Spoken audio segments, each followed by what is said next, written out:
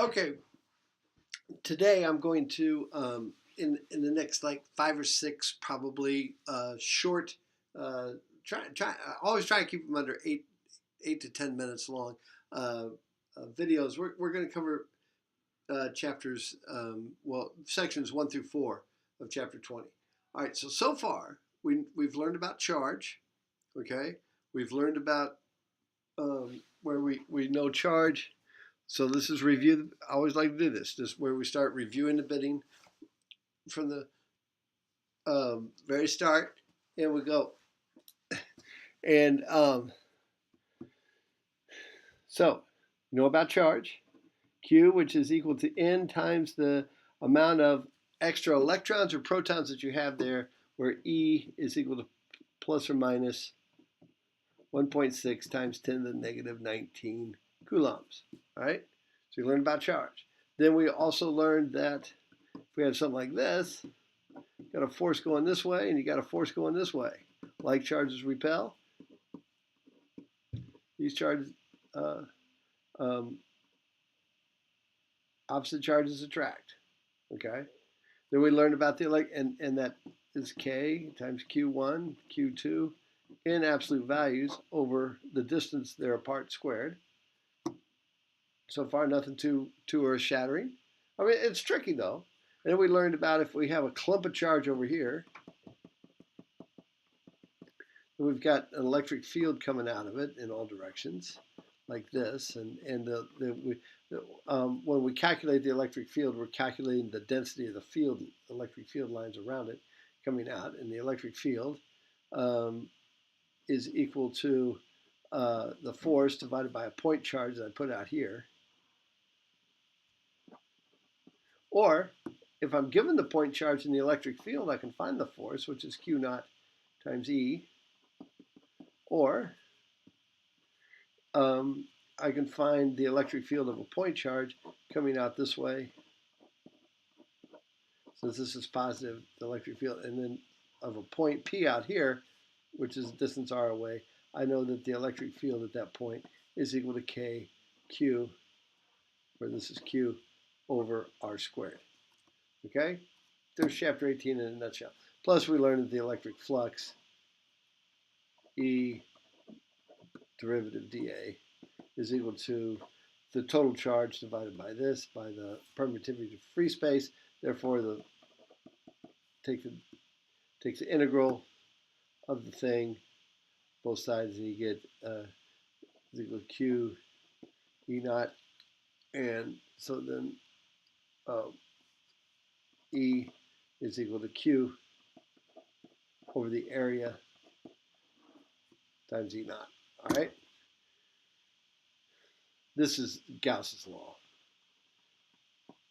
I don't think that'll be on the exam. But there's chapter 18. In chapter 19, we learned all about the chapter 19.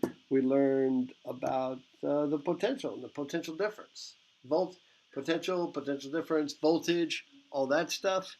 Where you've got, say, I've got two parallel plates here.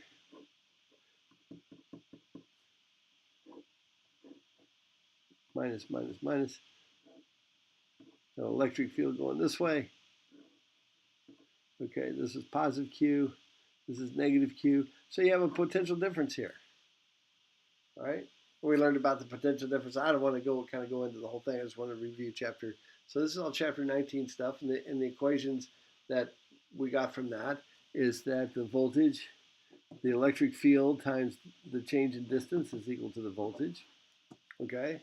And we learned that the electric potential energy is equal to Q times the voltage. We also learned about what an electron volt was compared to the joules.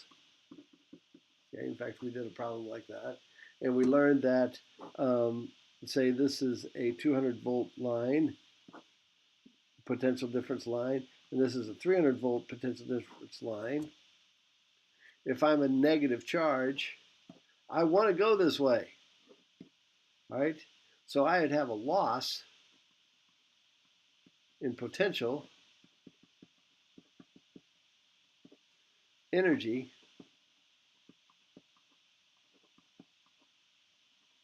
of negative 100 electron volts. If I was an electron there. An electric potential energy. Gain of kinetic.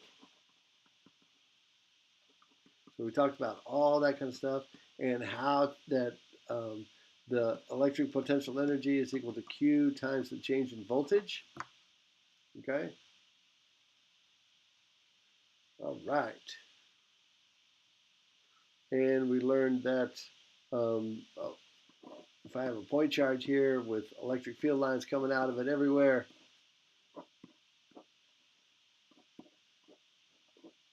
this is kind of a review for the exam, actually.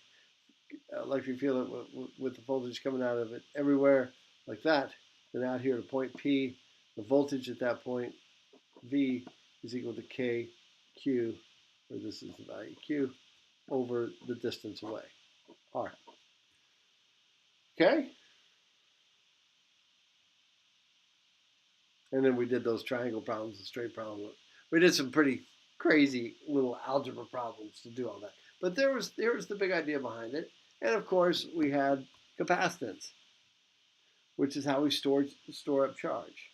Okay, where we found that the charge in a parallel plate capacitor is equal to the capacitance of that parallel plate capacitor times CV.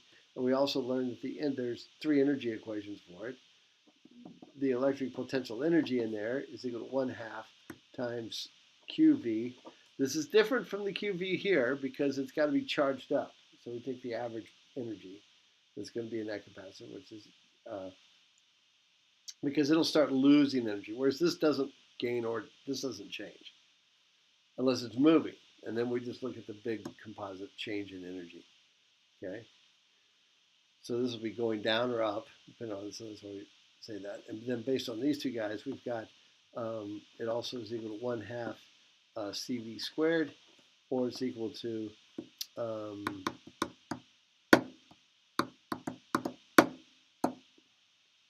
Q over 2.